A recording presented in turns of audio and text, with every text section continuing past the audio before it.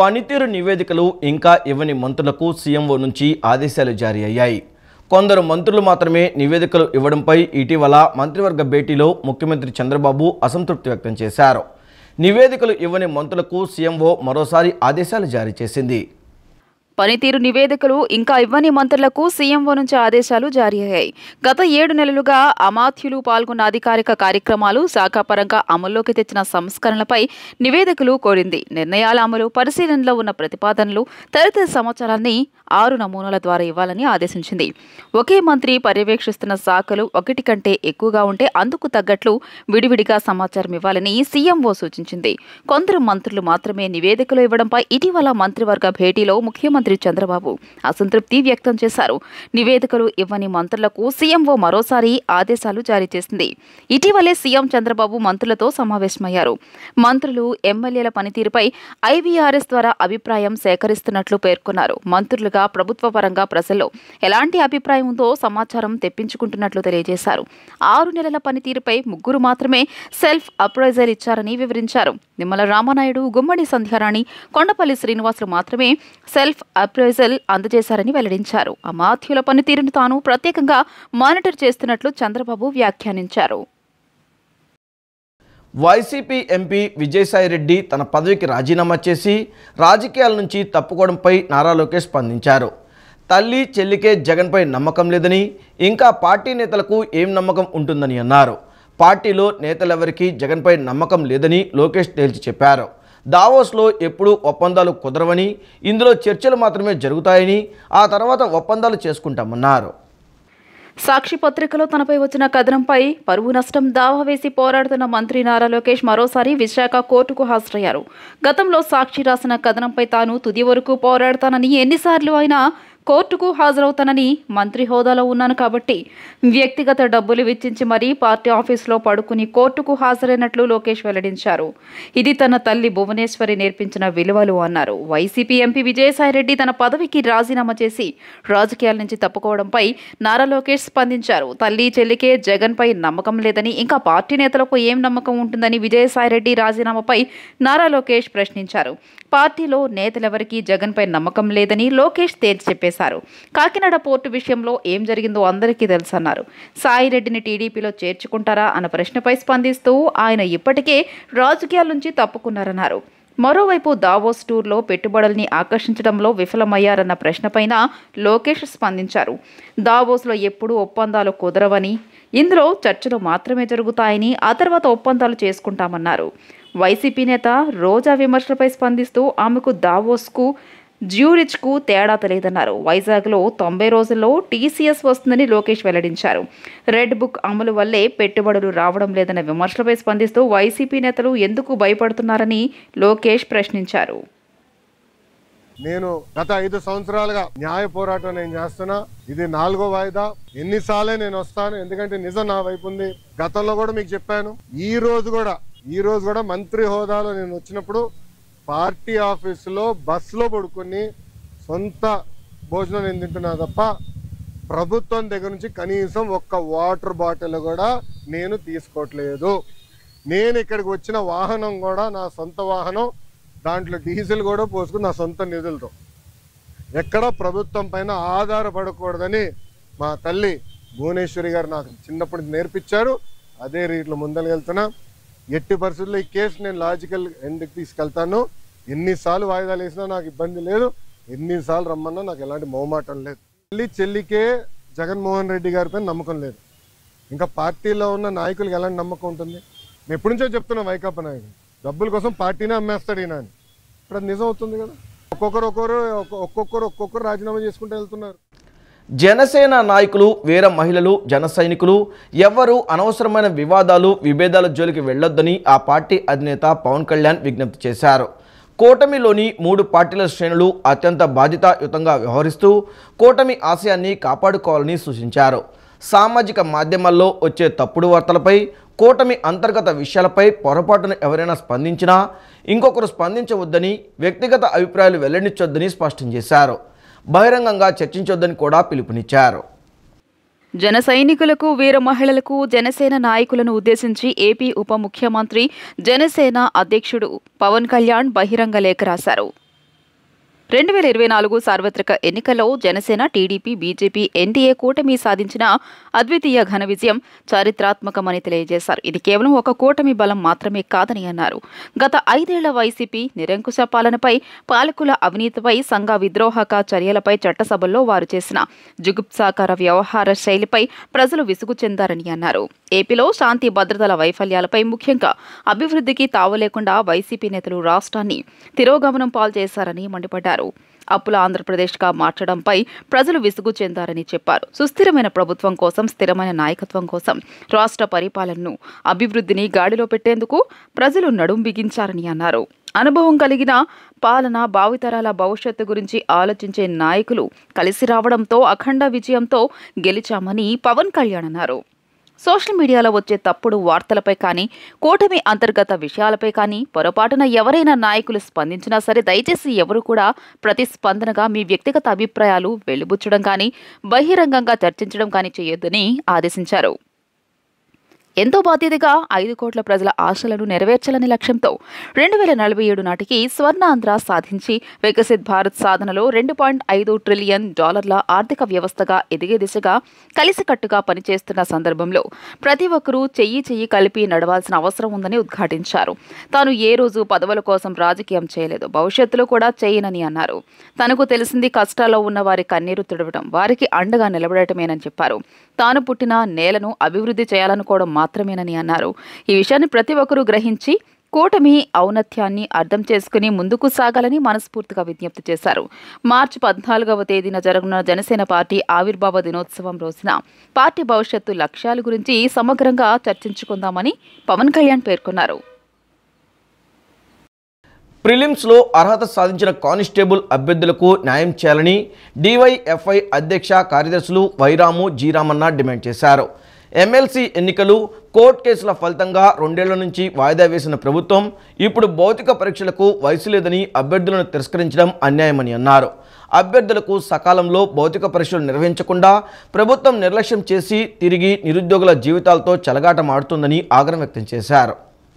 Constable అభ్యర్థులకు న్యాయం చేయాలని, ప్రభుత్వ నిర్లక్ష్యం వల్ల నిరుద్యోగులకు అన్యాయం జరుగుతోందని డివైఎఫ్ఐ అధ్యక్ష కార్యదర్శులు వైరాము, జీరామన్న తెలిపారు. ఈ మేరకు విజయవాడ ధర్నా చౌక్లో అభ్యర్థులతో కలిసి ఆందోళన చేపట్టారు.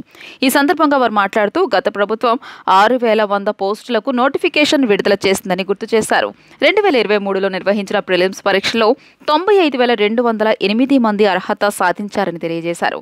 ఎమ్మెల్సీ ఎన్నికలు, కోర్టు కేసుల ఫలితంగా 2 ఏళ్ల నుంచి వాయిదా వేసిన ప్రభుత్వం ఇప్పుడు భౌతిక పరీక్షలకు వయసు లేదని అభ్యర్థులను తిరస్కరించడం అన్యాయమని అన్నారు. అభ్యర్థులకు సకాలంలో భౌతిక పరీక్షలు నిర్వహించకుండా ప్రభుత్వం నిర్లక్ష్యం చేసి తిరిగి నిరుద్యోగుల జీవితాలతో చెలగాటమాడుతోందని ఆగ్రహం వ్యక్తం చేశారు. పోస్టులను రెగ్యులర్గా భర్తీ చేసేందుకు ప్రభుత్వం సిగ్గుపడాలని పేర్కొన్నారు. 2 ఏళ్లుగా కష్టాలొడ్డి భౌతిక పరీక్షలకు సిద్ధమయ్యారని తెలియజేశారు. ప్రిలిమ్స్లో అర్హత సాధించిన ప్రతి ఒక్కరికి అనుమతించాలని, లేదంటే తమ సంఘం ఆధ్వర్యాన పెద్ద ఎత్తున ఆందోళనకు దిగుతామని హెచ్చరించారు. భౌతిక పరీక్షల్లో పాల్గొని 3 అభ్యర్థులు మృతి చెందారని, వారి కుటుంబాలకు ప్రభుత్వం న్యాయం చేయాలని డిమాండ్ చేశారు. భవిష్యత్తులో ఇటువంటి సంఘటనలు పునరావృతం కాకుండా చర్యలు తీసుకోవాలన్నారు. అందరినీ ఎవరైతే ప్రిలిమ్స్లో పెట్టిన ఎగ్జామ్లో అర్హత సాధించిన అందరికి కూడా ఈవెంట్స్లో అనుమతించి ఆ రకంగా వీళ్ళకు మెయిన్స్కి పరీక్షలకు అవకాశం కల్పించాలని చెప్పి మేము ఈరోజు డివైఎఫ్ఐగా ఆందోళన చేస్తున్నాం. రాష్ట్ర ప్రభుత్వ హోంమంత్రి గారు, అలాగే రాష్ట్ర ముఖ్యమంత్రి గారు వెంటనే మా సమస్యను ఆలకించండి, మా బాధను అర్థం చేసుకోండి.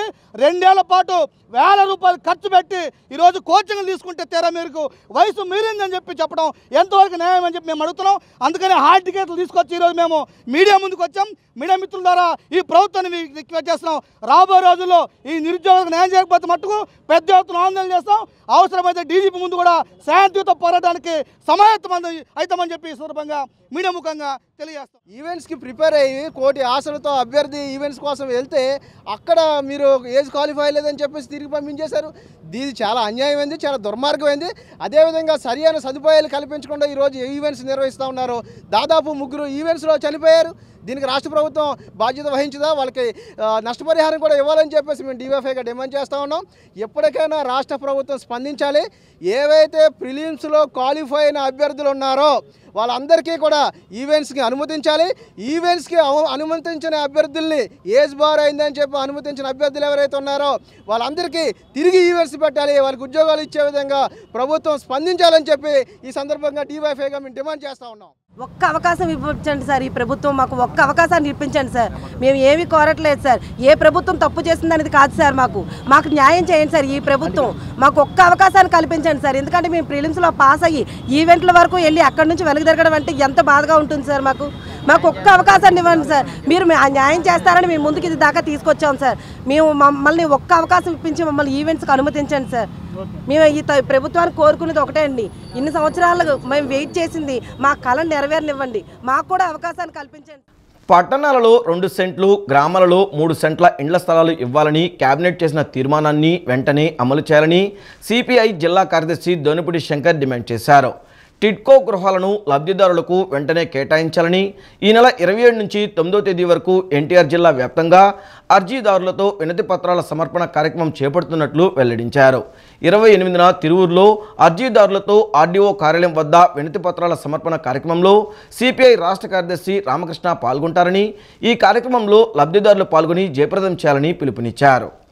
హనుమాన్పేట దాసరి భవన్లో సిపిఐ జిల్లా కార్యదర్శి దోనిపూడి శంకర్ విలేకరుల సమావేశం నిర్వహించారు. సమావేశంలో ఆయన మాట్లాడుతూ పట్టణాల్లో 2 సెంట్లు, గ్రామాల్లో 3 సెంట్లు మంజూరు చేయాలని రాష్ట్ర కేబినెట్ చేసిన తీర్మానాన్ని అమలు చేయాలని డిమాండ్ చేశారు. అలాగే టిడ్కో లబ్ధిదారులకు ఇళ్ల పట్టాలు అందజేయాలని కోరుతూ ఎన్టీఆర్ జిల్లా వ్యాప్తంగా అర్జీదారులతో జనవరి 27 నుండి ఫిబ్రవరి 9 వరకు అన్ని మండల రెవెన్యూ కార్యాలయాల్లో అర్జీలు అందజేత కార్యక్రమం చేపడుతున్నట్లు చెప్పారు. జక్కంపూడిలో 11,000 ఇళ్లు ఇవ్వాల్సి ఉండగా కేవలం 4,000 ఇళ్ల నిర్మాణం పూర్తి చేశారని చెప్పారు. ఎన్నికల వాగ్దానాలను చంద్రబాబు ప్రభుత్వం అమలు చేయాలని కోరారు. 28న తిరువూరులో అర్జీదారులతో ఆర్డీఓ కార్యాలయం వద్ద వినతి పత్రాల సమర్పణ కార్యక్రమంలో సిపిఎం రాష్ట్ర కార్యదర్శి రామకృష్ణ పాల్గొంటారని చెప్పారు.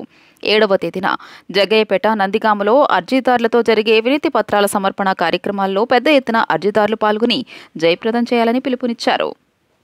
టిడ్కో గృహాల లబ్ధిదారులకు ఎవరైతే డిపాజిట్స్ కట్టారో వారందరికీ కూడా ప్రభుత్వం వెంటనే మంజూరు చేయాలా. అలాగే 11,000 ఇల్లు విజయవాడ నగరంలో జక్కంపూడిలో ప్లాన్ చేశారు, కానీ కేవలం 6,546 ఇళ్ళు మాత్రమే నిర్మాణం జరిగింది. అంటే ఒక 8,000 ఇళ్ళు నిర్మాణం చేయాల్సిన అవసరం అది. అలాగే అనేక ప్రాంతాల్లో అసంపూర్తిగా మిగిలిపోయినటువంటి అనేక ఈ టిడ్కో గృహాలను వెంటనే ప్రజలకు అందుబాటులో తీసుకురావడానికి ప్రభుత్వం కృషి చేయాలని చెప్పేసి సందర్భంగా డిమాండ్ చేస్తున్నాం. అలాగే మీరు ఎన్నికల వాగ్దానం అమలు చేశారు, దానికి అనుగుణంగా కేబినెట్ తీర్మానం ఇచ్చేశారు. కాబట్టి తక్షణమే కేబినెట్ తీర్మానాన్ని అమలు చేయమని చెప్పి ఈ సందర్భంగా మేము డిమాండ్ చేస్తున్నాం. అందువల్లనే సిపిఐగా ఈ రోజున పేదవాడి సొంత ఇంటికల సాకారం కావాలి. రిపబ్లిక్ డే సెలబ్రేషన్స్లో కృష్ణా జిల్లా కలెక్టర్ బాలాజీ డాన్సులు అదరగొట్టారు. భార్యతో కలిసి సినిమా పాటకు అదిరిపోయే స్టెప్పులు వేశారు.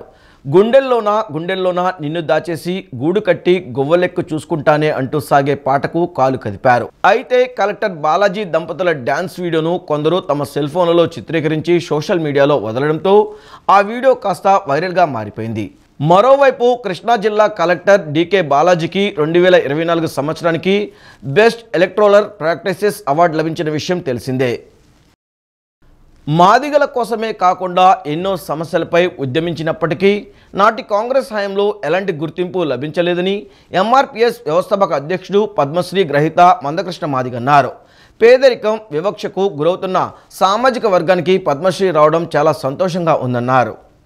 పేదరికం, వివక్షకు గురవుతున్న సామాజిక వర్గానికి పద్మశ్రీ రావడం చాలా సంతోషంగా ఉందని ఎంఆర్పిఎస్ వ్యవస్థాపక అధ్యక్షుడు పద్మశ్రీ గ్రహీత మందకృష్ణ మాదిగ తెలియజేశారు. గతంలో సంపన్న వర్గాలకు మాత్రమే పద్మ అవార్డుల లాంటి గౌరవప్రదమైన గుర్తింపు లభించిందేనే కానీ ఎన్డీఏ ప్రభుత్వం తమను గుర్తించిందన్నారు. మాదిగల కోసమే కాకుండా ఎన్నో సమస్యలపై ఉద్యమించినప్పటికీ నాటి కాంగ్రెస్ హయాంలో ఎలాంటి గుర్తింపు లభించలేదని ఆవేదన వ్యక్తం చేశారు. ఎంఆర్పిఎస్ చిన్న ఉద్యమంగా ప్రారంభమైందని, ఇప్పుడు దేశంలోనే అతిపెద్ద సామాజిక ఉద్యమంగా అవతరించిందన్నారు. పద్మశ్రీ అవార్డుకి తనను ఎంపిక చేసిన మోదీకి మందకృష్ణ ధన్యవాదాలు తెలియజేశారు. సత్యసాయి జిల్లా సీకేపల్లి బీసీ హాస్టల్లో విద్యార్థులకు మధ్యాహ్న భోజనం అందని ఘటనపై రాష్ట్ర బీసీ ఈడబ్ల్యూఎస్ సంక్షేమ, చేనేత మరియు జౌళి శాఖ మంత్రి సవిత తీవ్ర ఆగ్రహం వ్యక్తం చేశారు. హాస్టల్ విద్యార్థుల పట్ల నిర్లక్ష్య ధోరణి సరికాదని మండిపడ్డారు. తక్షణమే విద్యార్థులకు భోజనం సదుపాయం కల్పించాలని, రాత్రి కూడా ఎటువంటి లోటు రానివద్దని స్పష్టం చేశారు. సత్యసాయి జిల్లా సీకేపల్లి బీసీ హాస్టల్లో విద్యార్థులకు మధ్యాహ్న భోజనం అందని ఘటనపై రాష్ట్ర బీసీ ఈడబ్ల్యూఎస్ సంక్షేమ చేనేత మరియు జౌళి శాఖ మంత్రి సవిత తీవ్ర ఆగ్రహం వ్యక్తం చేశారు. మంత్రి ఆదేశాలతో బీసీ సంక్షేమ శాఖ అధికారులు భోజనం సదుపాయం కల్పించారు. హెచ్డబ్ల్యూఓపై చర్యలు తీసుకోవాలని జిల్లా కలెక్టర్ను ఆదేశించారు. ఈ మేరకు మంత్రి సవిత కలెక్టర్తోనూ బీసీ సంక్షేమ శాఖ అధికారులతోనూ ఫోన్లో మాట్లాడారు. సీకేపల్లి బాలుర హాస్టల్లో మధ్యాహ్న భోజనం ఎందుకు సమకూర్చలేదని మంత్రి ఆరా తీశారు. హాస్టల్ విద్యార్థుల పట్ల నిర్లక్ష్య ధోరణి సరికాదని మండిపడ్డారు. తక్షణమే విద్యార్థులకు భోజనం సదుపాయం కల్పించాలని, రాత్రికి కూడా ఎటువంటి లోటు రానివద్దని స్పష్టం చేశారు. విద్యార్థులను ఆకలితో బాధపడేలా చేసిన సీకేపల్లి బీసీ బాలుర హాస్టల్ హెచ్డబ్ల్యూఓ నారాయణస్వామిని తక్షణమే విధుల నుంచి తొలగించాలని ఫోన్లో కలెక్టర్ను మంత్రి సవిత ఆదేశించారు. మంత్రి ఆదేశాలతో బీసీ సంక్షేమ శాఖ అధికారులు భోజనం సదుపాయం కల్పించారు. హెచ్డబ్ల్యూఓను విధుల నుంచి తొలగిస్తూ కలెక్టర్ టీఎస్ చేతన్ ఉత్తర్వులు జారీ చేశారు. ఘటనకు సంబంధించి విచారణ చేపట్టి వివరాలు అందివ్వాలన్నారు. అధికారులపై నమ్మకంతో విద్యార్థుల తల్లిదండ్రులు తమ పిల్లలను హాస్టల్లో చేర్పిస్తున్నారని, వారిని కంటికి రెప్పలా కాపాడాల్సిన బాధ్యత అందరిపైన ఉందని మంత్రి స్పష్టం చేశారు. హాస్టల్ విద్యార్థుల పట్ల నిర్లక్ష్యంగా వ్యవహరిస్తే సహించేదే లేదని, అవసరమైతే అటువంటి హెచ్డబ్ల్యూఓలను, ఇతర సిబ్బందిని విధుల నుంచి తొలగిస్తామని మంత్రి సవిత హెచ్చరించారు. సమాజంలో కులమతాలకు అతీతంగా మత సామరస్యం, దేశభక్తి, లౌకికవాదం పెంపొందించేందుకు కృషి చేస్తామని ముస్లిం సమైక్య వేదిక ప్రతినిధులు తెలిపారు. ప్రజలు ప్రభుత్వానికి మధ్య చక్కటి వారధిలా పనిచేసి ముస్లింలు అన్ని రంగాలలో అభివృద్ధి పరిచేందుకు సమైక్య వేదిక పనిచేస్తుందని స్పష్టం చేశారు. నగరంలోని సింగ్ నగర్ షాదీఖానా ఫంక్షన్ హాల్ ముస్లిం సమైక్య వేదిక ఆత్మీయ సమావేశాన్ని నిర్వహించారు. ముస్లిం సామాజిక వర్గంలోని అన్ని వర్గాల ప్రజలు ఈ కార్యక్రమానికి పెద్ద సంఖ్యలో హాజరయ్యారు. ముస్లిం సమైక్య వేదిక రాష్ట్ర అధ్యక్షుడు సయ్యద్ సలావుద్దీన్, ప్రధాన కార్యదర్శి అహ్మద్ చందన్, కోశాధికారి అబ్దుల్ కలాం పలువురు పాల్గొన్నారు. ప్రజలు ప్రభుత్వానికి మధ్య వారధిలా ముస్లిం సమైక్య వేదిక పనిచేస్తోందని స్పష్టం చేశారు. పేద, బడుగు, బలహీన వర్గాల కోసం ముస్లిం సమైక్య వేదిక పనిచేస్తూ వారికి ఎల్లవేళలా అండగా ఉంటుందని పేర్కొన్నారు. ప్రజలు, ప్రజా సంఘాల హక్కుల కోసం నిరంతరం పనిచేస్తోందని పేర్కొన్నారు. భారత రాజ్యాంగానికి తూట్లు పొడిచే విధంగా పాలక పక్షాలు వ్యవహరిస్తున్నాయని తెలిపారు. కేంద్ర, రాష్ట్ర ప్రభుత్వాల నుంచి రావాల్సిన హక్కులపై ముస్లిం సమైక్య వేదిక పనిచేస్తున్నారు. వక్ఫ్ ఆస్తుల పరిరక్షణ, అన్యాక్రాంతమైన వక్ఫ్ ఆస్తులను తిరిగి పొందడం, వక్ఫ్ బోర్డు ద్వారా పేద ముస్లిం ఆర్థిక చేయూతనిచ్చేందుకు కృషి చేస్తున్నారు. ఉర్దూను 2వ అధికార భాషగా అభివృద్ధి చేసేందుకు కృషి చేయడం జరుగుతోందన్నారు. దేశం, ధర్మం, న్యాయం, హక్కుల కోసం పోరాటం చేసే ముస్లిం యువతీ యువకులను జైల్లో పెట్టి హింసించడం దారుణమన్నారు. దేశానికి స్వాతంత్ర్యం కోసం పెద్ద ఎత్తున ముస్లింలు పాల్గొన్న, ప్రాణాలు అర్పించిన విషయాలను మర్చిపోవద్దన్నారు. ఇలాంటి సంఘటనలు పునరావృతం కాకుండా పాలక ప్రభుత్వాలు ముస్లింలకు అండగా ఉండాలని ముస్లిం సమైక్య వేదిక ప్రతినిధులు కోరారు. ఈ వైపు మనం ఆలోచించాలని చెప్తా ఉన్నాం.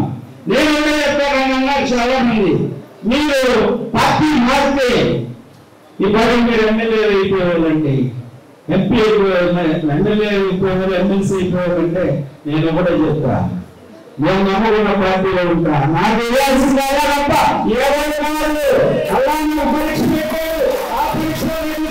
నా ఆత్మజ్ఞానంతో నేను నమ్ముకున్న పార్టీలో ఉంటా. నాకు ఎందుకు రాదని నేను 27 ఏళ్ళు ఒకే పార్టీలో ఉన్నా. అది ముస్లిం విశ్వాసం, అది ముస్లింల త్యాగం, అది ముస్లింలు నిండితే ప్రారంభిస్తారనడానికి ఇది ఉదాహరణగా నేను చెప్తా ఉన్నాను. చాలా మంది నాయకులు కూడా చెప్తాను, అయ్యా నేను నాయకులు కావాల్సింది మేము వచ్చినప్పుడు కూర్చొని మాసు మంచి శాశ్వతంగా విశ్వాసంగా ఉండేటువంటి జాతీయ ఉంటే అది ముస్లిం చేయాలి. నేను ధైర్యంగా చేస్తాను. నా ముందు చాలా ఉంది. ముస్లిం సమైక్య వేదికలో పేదవారు ఉన్నారు కానీ చాలా బలమైన వారు మా సోదరులంతా ఉన్నారు. ఇంతకుముందే ప్రజల కోసము, ప్రభుత్వానికి ప్రజలకు రావాల్సిన ఫలాలపై ముస్లిం సమైక్య వేదిక ప్రభుత్వంతో డిమాండ్ చేసి వాళ్ళను పోరాడి ప్రజలకు వాళ్ళ ఫలితాలు అందించేటందుకు ముస్లిం సమైక్య వేదిక పనిచేస్తుందని ఈ మీడియా ముఖంగా మేము తెలుపుకుంటున్నాము. ముస్లిం సమైక్య వేదికలో పేదవారు ఉన్నారు కానీ చాలా బలమైన వారు మా సోదరులంతా ఉన్నారు. ఇంతకుముందే ప్రజల కోసము, ప్రజా సంఘాల కోసము పనిచేసి ప్రజల కోసము మన సహాయం అందించిన వారు ప్రతి ఒక్కరు కూడా ముస్లిం సమైక్య వేదికలో ఉన్నారు కనుక వచ్చే రోజుల్లో ముస్లిం సమైక్య వేదిక ఇంకా పెద్ద ఎత్తున ప్రజలకు పేదలకు సహాయ సహకారం అందిస్తూ ముస్లిం సమైక్య వేదిక ముందుకు పోతుందని చెప్పేసి మీడియా ముఖమంత్రిగా తెలుపుకుంటున్నాము. విజయవాడ నగరంలో సగర కులస్తులకు కళ్యాణ మండపం ఏర్పాటు చేయాలని ఆంధ్రప్రదేశ్ సగర రాజ్పూత్ సేవా సమితి రాష్ట్ర అధ్యక్షులు ముద్రబోయిన వెంకటరమణయ్య, ఉపాధ్యక్షులు కగ్గు పాండురంగారావు డిమాండ్ చేశారు. సమాజ సేవలో సగర కులస్తులు ముందంజలో ఉంటారని తెలిపారు. ఇన్నర్ రింగ్ రోడ్లోని ఆంధ్రప్రదేశ్ సగర్ రాజ్పూత్ సేవా సమితి ఆధ్వర్యంలో టీడీపీ కార్పొరేటర్ ఉమ్మడి చంటి, సిపిఐ సీనియర్ నేత నక్క వీరభద్రరావు, విజయవాడ నగర పాలక సంస్థ ఎగ్జిక్యూటివ్ ఇంజనీర్ ఏసుబాబును సగర కులస్తులు ఆదివారం ఘనంగా సత్కరించారు. ఈ సందర్భంగా ఆంధ్రప్రదేశ్ సగర్ రాజ్పూత్ సేవా సమితి రాష్ట్ర ఉపాధ్యక్షుడు కగ్గా పాండురంగారావు మాట్లాడుతూ విజయవాడ నగరంలో వేలాది మంది సగర కులస్తులు ఉన్నారని తెలియజేశారు. సగర కులస్తులకు ఇప్పటి వరకు కళ్యాణ మండపం ఏర్పాటు చేయలేదని, ప్రభుత్వం తమకు కళ్యాణ మండపాన్ని నిర్మించి ఇవ్వాలని కోరారు. సమాజ సేవలో సగర కులస్తులు ముందంజలో ఉంటారని, ఇందులో భాగంగా కార్పొరేటర్ ఉమ్మడి చంటి, సిపిఐ నేత వీరభద్రరావు, ఎగ్జిక్యూటివ్ ఇంజనీర్ యేసుబాబు పేద ప్రజల కోసం అనేక సేవా కార్యక్రమాలు నిర్వహించడంతో పాటు సమాజాభివృద్ధికి ఎనలేని కృషి చేస్తున్నారని చెప్పారు. ఈ నేపథ్యంలో వారిని సత్కరించడం జరిగిందన్నారు. అనంతరం కార్పొరేటర్ చంటి మాట్లాడుతూ సమాజ సేవ లక్ష్యంగా తాను పనిచేస్తుంటానని తెలియజేశారు. ఈ కార్యక్రమంలో శానిటరీ ఇన్స్పెక్టర్ కగ్గా పవన్ కుమార్, సంఘం సభ్యులు గండికోట రాజు, నక్క యాదగిరి తదితరులు పాల్గొన్నారు. 1968 ఓట్లు మెజార్టీతో గెలవటం, మరి ఇండిపెండెంట్గా నేను ఒక్కడనే ఆ రోజు 2014-19 ఇండిపెండెంట్ కార్పొరేటర్ని. అంటే సమాజానికి మనం ముందు అంటే ఇవ్వటానికి అలవాటు పడాలి. ఇచ్చిన తర్వాత మనకేమిస్తారో ఎదురు చూడాలి. అది చూసాము మనం. ప్రజలందరూ కూడా ఆ రోజు 25వ డివిజన్ ప్రజలు మరి అద్భుతమైన తీర్పు ఇచ్చారు. నాకు టికెట్ ఇవ్వకపోయినా, నాకు టికెట్ ఇస్తానని ఇవ్వకపోయినా కానీ నేను చెప్పాను ఆ రోజు, నేను గెలిచి వస్తానయ్యా, మీరు ఇవ్వకపోయినా నాకు వచ్చే నష్టమేం లేదు అని చెప్పాను. అట్టాగే గెలిచి అద్భుతమైన మెజార్టీ. మరి ఇండిపెండెంట్కి ఒక పార్టీ సింబల్ కాదు. మరి నా మీద వాళ్ళందరూ కూడా డబ్బులు పంచారు, ఎండి పంచారు, రకరకాలు పంచారు. అయినా కానీ ఇవాళ ఇండిపెండెంట్గా 1968 ఓట్ల మెజార్టీతో గెలిచాను. ఈ రోజుకి కూడా ఆ 25వ డివిజన్ ప్రజలకు రుణపడి ఉన్నానని సందర్భంగా మీ అందరికీ కూడా తెలియజేస్తాను. ఒక కళ్యాణ మండపం మనం నిర్మించుకోవాలి. దానికి కానీ ఇప్పుడు ఉమ్మడి చంటి గారు వచ్చారు కాబట్టి అలానే ఇంకా మన పెద్దలందరూ కూడా కలుసుకొని వెళ్ళి ఒక ఈ 4 ఏళ్లలోనే మనం యొక్క సగర కళ్యాణ మండపం నిర్మించుకోవాలని నా యొక్క ప్రగాఢమైన అభిప్రాయం. ఎందుకంటే ఎన్నో వచ్చినాయి, ప్రతి దానికి కళ్యాణ మండపాలు వచ్చినాయి, కానీ సగర సంఘం వాళ్ళకి కళ్యాణ మండపం లేదు. కాబట్టి ఇది కూడా పెద్దల సమక్షంలో పెట్టి కంపల్సరీగా అది ఆ విధంగా ప్రయాణం చేద్దామని.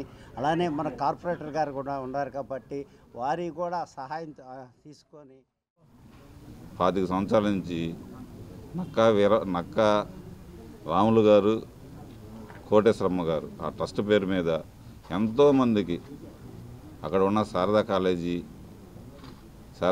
ఆ చుట్టుపక్కల పిల్లలకి, మేదర్లకు కానీ,